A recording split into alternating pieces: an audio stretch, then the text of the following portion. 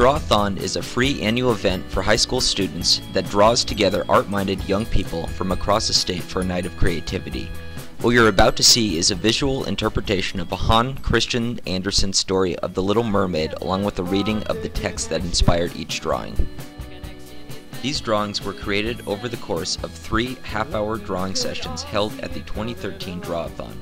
Students were encouraged to work together in small teams to contribute to each drawing, resulting in a unified, collaborative drawing installation that is now on view in the museum's Riley Gallery.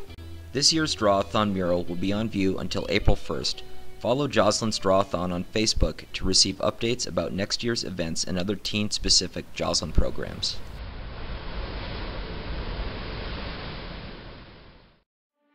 Far out in the ocean, deep below the surface, lives a sea king and his subjects.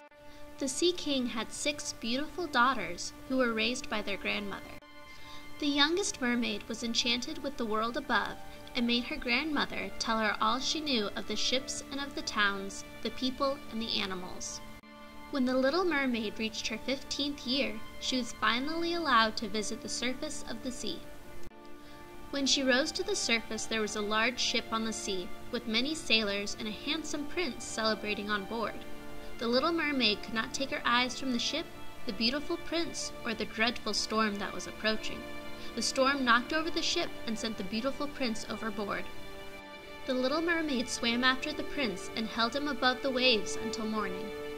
The mermaid pulled the prince ashore and hid in the reeds until he was found by a beautiful young girl. The little mermaid returned often to where she had last seen the prince, but she never saw him. Another mermaid told the littlest mermaid where she could find the prince's palace, and she went often to sit near the shore and watch him from afar. Unlike human beings, mermaids don't have souls. When they die, they become sea foam. More than anything, the little mermaid wanted the love of the prince so that she could become human and have a soul like him.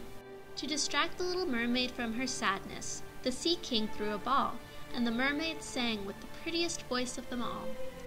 During the ball, the mermaid snuck out of the palace to seek help from the sea witch, who lived in a strange and treacherous forest.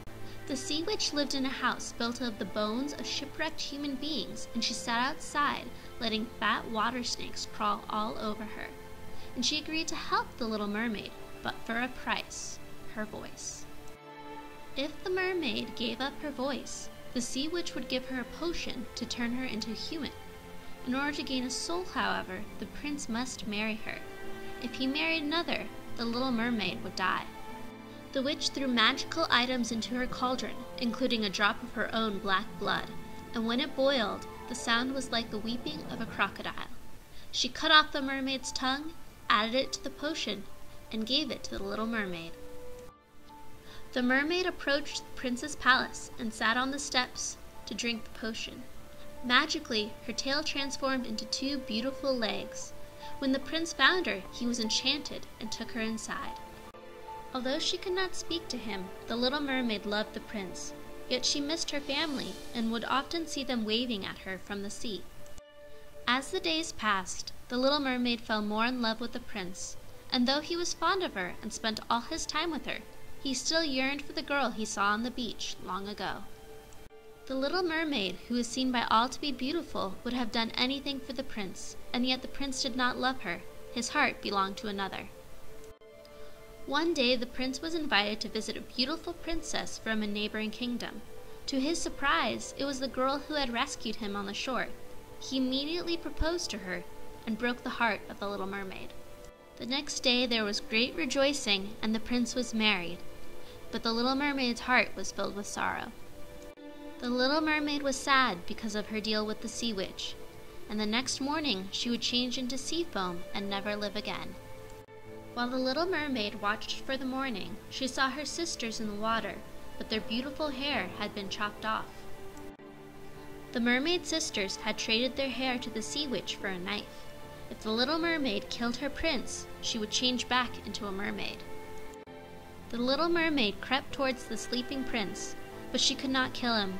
Instead, she threw the knife overboard. She then threw herself overboard after the knife, but rather than dying, she was raised up out of the sea by the children of the air, who invited her to become one of them as they watched over humans everywhere. And that is the story of The Little Mermaid.